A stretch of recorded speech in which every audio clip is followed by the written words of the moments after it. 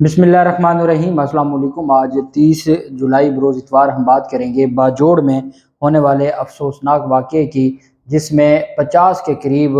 जो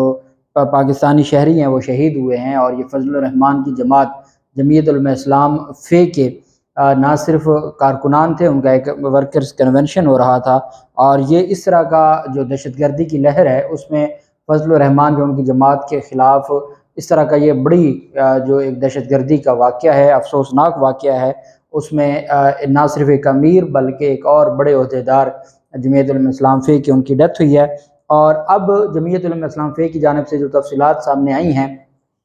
वो मैं आपके साथ शेयर करूँगा। और साथ हम बात करेंगे एक और कानून मंजूर किया गया है मौजूदा हुकूमत की जानिब से, और पीडीएम की जो मौजूदा हुकूमत है उनकी जानिब से, उसकी तफसील भी आपके साथ शेयर करूँगा। सबसे पहले मैं आपको बताता चलूँ कि जो इस्लामिया यूनिवर्सिटी भावलपुर का मामला था, उसमें एक फैक्ट फाइंडिंग जो कमेटी तश्कील दी गई थी और उसका पहला इजलास हुआ है। कमेटी में जो वाइस चांसलर हैं, vice chancellor Bahauddin Zakia university Multan, professor doctor Mohammad Ali, rector national university of technology lieutenant general retired Muazzam Ejaz, pro vice chancellor Noor international university Lahore professor doctor Najma Najam, rector imperial college of business studies Lahore professor doctor Tahira अजीज़ मुग़ल, और Musheer PND and finance HEC doctor M Mazhar Saeed शामिल हैं। ये HEC ने एक committee बनाई थी। उसमें जो टर्म ऑफ रेफरेंस थे इस्लामिया यूनिवर्सिटी भावलपुर में जो बच्चियों को हरासा करने का मामला था, उसमें यह कहा गया था कि इल्ज़ामात से मुतल्लिक़ मुकम्मल और गैर जानिबदाराना इंक्वायरी जो करें, प्रिंट, इलेक्ट्रॉनिक और सोशल मीडिया के ज़रिए मामले की हक़ाइक़ से मुतल्लिक़ तफ़सीलात मालूम की जाएँ, जिनसी हरासानी से मुतल्लिक़ HEC की पॉलिसी के नफाज़ का जायज़ा लें, और आला तालीम के इदारों में हरासा करना और उसकी इंतज़ामिया में कोताही, फैकल्टी के ख़िलाफ़ इस्लाही और तादीबी कार्रवाई तजवीज़ करें। 21 दिनों के अंदर HEC को रिपोर्ट जमा करवाने का ये कहा गया है, चूँकि ये ऐसा मामला है जो पाकिस्तान में जिसकी कोई मिसाल नहीं मिलती, इंतहाई तकलीफ़ दे और इंतहाई अफसोसनाक मामला है। और ऐसे वाक़यात पर भी अगर हमारे यहाँ कार्रवाई नहीं होती, और आपने देखा कि जो हमारी अशराफिया है उन्होंने को बड़े पैमाने पर इसके ऊपर आपको एहतजाज करते वो नज़र नहीं आते, या कार्रवाई का मुतालबा करते नहीं नज़र नहीं आते। और आपने देख लिया कि जिसके बारे में ये क्लेम किया जा रहा है कि जो चीफ सिक्योरिटी ऑफिसर है उसके मोबाइल फ़ोन से 5500 वीडियोज़ बरामद हुई हैं, लड़कियों की गैर अखलाकी वीडियोज़ जो स्टूडेंट्स हैं। और उसके बाद उनको अगर अदालत में भी पेश किया गया गिरफ्तारी के बाद, तो उनकी हथकड़ी पर भी कपड़ा डाला हुआ है ताकि नज़र ना आए कि हथकड़ी पहनी हुई है। और यहाँ हमने देखा सियासी, ये 9 मई का वाक़या तो अब हुआ, उससे पहले भी जिन लोगों को अदालतों में पेश किया जाता था, फवाद चौधरी को पेश किया जाता था, शहबाज गिल का मामला था, आज़म सवाती का मामला था, तो चेहरे ढांप के अदालतों में पेश किया जाता था। और ये जो निज़ाम है ये ऐसे ही चलता जा रहा है और इन लोगों के ख़िलाफ़ कार्रवाई होनी चाहिए। दूसरी जानिब एक और डेवलपमेंट सामने आई है, और ये जो चूँकि पहले हमारे यहाँ ये होता है, सिकंदर सुल्तान राजा उसकी सबसे बड़ी मिसाल है कि कोई बंदा बतौर ब्यूरोक्रेट वो रिटायर हो और उसके बाद उसको कोई बड़ा ओहदा दे दिया जाए। ब्यूरोक्रेसी को जो ओहदे दिए जाते थे रिटायरमेंट के बाद उनको जो नवाजा जाता था, इलेक्शन कमीशन में ऐसे ऐसे ओहदे हैं जिसमें प्रमोशन होनी चाहिए थी, वो प्रमोशन ना हुई। और इन्होंने क्या किया कि प्रमोशन की बजाय अपने जो लोग थे जो काफ़ी अरसा से इलेक्शन कमीशन में काम कर रहे थे, उनकी प्रमोशन की बजाय जो ब्यूरोक्रेट्स, रिटायर्ड ब्यूरोक्रेट्स हैं, उनको सिकंदर सुल्तान राजा इलेक्शन कमीशन में ले आए थे। और इस पर फिर अब एक जो लॉ है वो सामने आया है, और उसके मुताबिक जो सिविल सर्वेंट अफसरान हैं वो रिटायरमेंट के बाद दोबारा उनकी तैनाती पर पाबंदी आयद की गई है। और ये जो कानून है ये सामने लाया गया है, सिविल सर्वेंट अफसरान पर रिटायरमेंट के बाद दोबारा तैनाती पर पाबंदी होगी। तो अब देखते हैं कि इस पर कितनी हद तक अमल दरामद होता है। एक सवाल मुझसे पूछा गया था परवेज़ इलाही के केस के हवाले से लाहौर हाई कोर्ट में, क्योंकि परवेज़ इलाही ने एक तो अपनी जो ज़मानत उनको मिली थी मुख्तलिफ मुकदमात में, और खुफिया मुकदमात में भी ज़मानत मिली थी जस्टिस अमजद रफ़ीक साहब ने, उस पर निगरान पंजाब हुकूमत की इंट्रा कोर्ट अपील पर अली बाकर नदफ़ी साहब ने कमाल शफ़क़त फरमाते हुए, 2 रुकनी बेंच था जस्टिस आलिया नीलम साहिबा, 2 रुकनी बेंच ने उसमें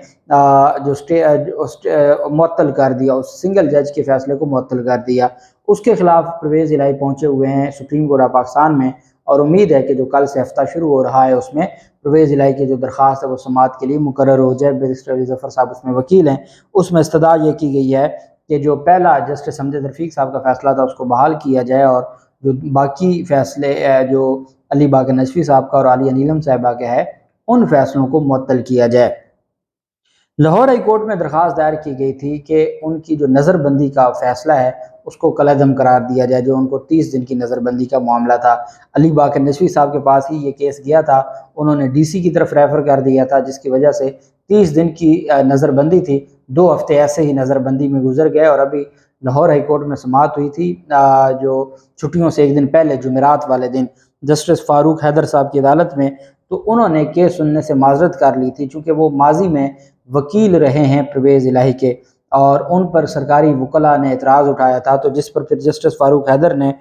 فائل واپس بھجواتے ہوئے کہا کہ میں پرویز الہی کا وکیل رہ چکا ہوں، پھر ان کے کیسز میرے پاس کیوں لگائے جاتے ہیں، اور فاضل جج نے ایڈیشنل رجسٹرار سے اظہار ناراضگی کیا اور کہا کہ آپ ایسے کیسز میرے سامنے نہ لگایا کریں، کیونکہ میں پہلے بتا چکا ہوں کہ میں ماضی میں پرویز الہی کا وکیل تھا، تو میں ایسے کیسز میں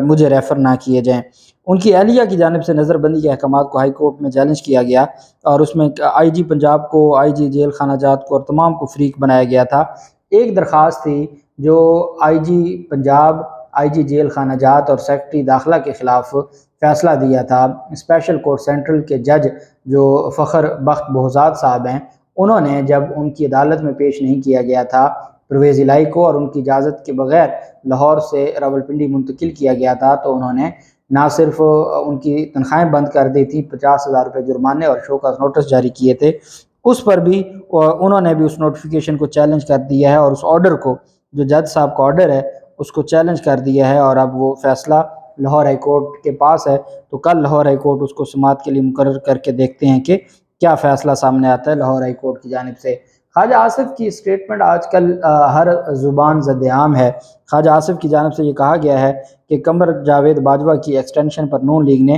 بلینک چیک دیا تھا اور کوئی سودے بازی نہیں کی تھی۔ خواجہ آصف نے کہا کہ نواز شریف کی سخت ہدایت تھی کہ ایکسٹینشن کے لیے ووٹ ضرور دیا جائے۔ انہوں نے یہ بھی انکشاف کیا کہ قید کے دوران مجھے وزیر اعظم بننے کی پیشکش بھی کی گئی تھی، اور 2019 میں ہی عمران خان کی حکومت کو گرانے کا کہا گیا تھا، اور جو اس پر جو موجودہ ہمارے آرمی چیف ہیں وہ اس وقت D G I S I تھے، اور اس کے علاوہ اس وقت آرمی چیف قمر جاوید باجوہ تھے۔ تو یہ جو الزام لگایا گیا ہے ہماری اسٹیبلشمنٹ اور اداروں پر خواجہ آصف کی جانب سے کہ انہوں نے 2019 میں ہمیں کہا تھا، مجھے باقاعدہ ایک ملاقات میں بلایا گیا اور اس میں بڑا عہدیدار تھا، انہوں نے کہا جی کہ آپ کو بناتے ہیں، یہ تجویز مالکان کی طرف سے آئی تھی، یعنی یہ مجھے نہیں پتہ، ایک غیر سیاسی شخصیت نے بتایا کہ بطور وزیر اعظم آپ کا اور شاید خاقان عباسی کا نام ہے، مگر آپ کی قیادت کو ابھی انتظار کرنا پڑے گا۔ خواجہ آصف نے کہا کہ ہم نے اس پر انکار کر دیا تھا۔ خواجہ آصف نے کہا کہ نواز شریف کو ہٹانے اور دوسرے کو لانے میں ملک کو بہت نقصان ہوا۔ 2021 میں عمران خان کے لیے ایک جملہ استعمال کیا گیا تھا کہ بس بہت ہو گیا، یہ بھی کہا گیا کہ عمران خان کے ساتھ کبھی گزارا نہیں ہو سکتا، یہ بھی اسٹیبلشمنٹ پہ الزام لگایا خواجہ آصف نے۔ ان کا کہنا تھا کہ اپریل 2019 کے بعد وہ ان سے بیزار تھے، اس وقت حکومت تبدیلی کی آفر بھی کی گئی تھی جس سے انکار کیا گیا تھا۔ 2019 کا میں خود گواہ ہوں، 2021 اور 2022 کا کوئی اور ساتھی گواہ ہوگا۔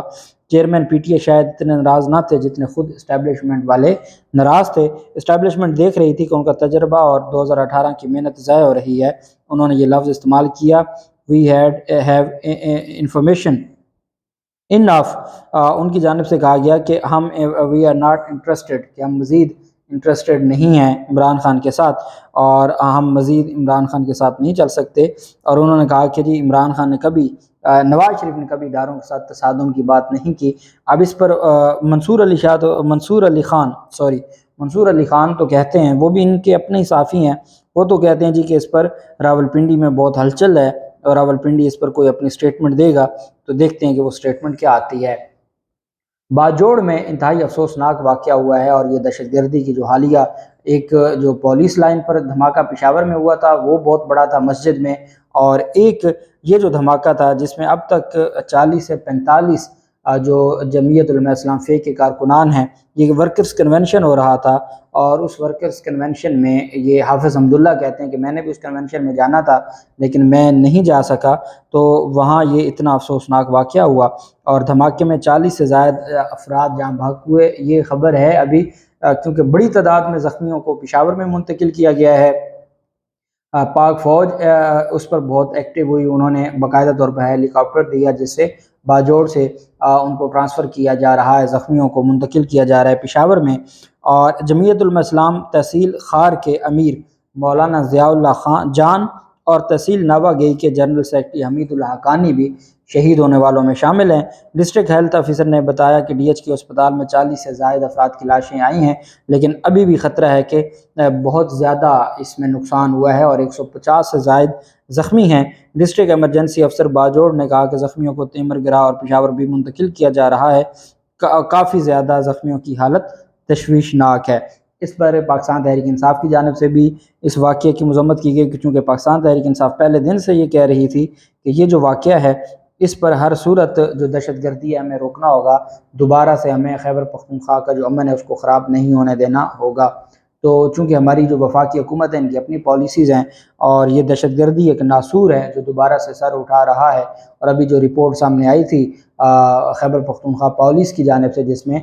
صرف ایک سال میں سینکڑوں ایسے واقعات ہوئے دہشت گردی کے، اور حافظ حمداللہ جو کہ رہنما ہیں پی ڈی ایم کے، ان کی جانب سے یہ کہا گیا ہے کہ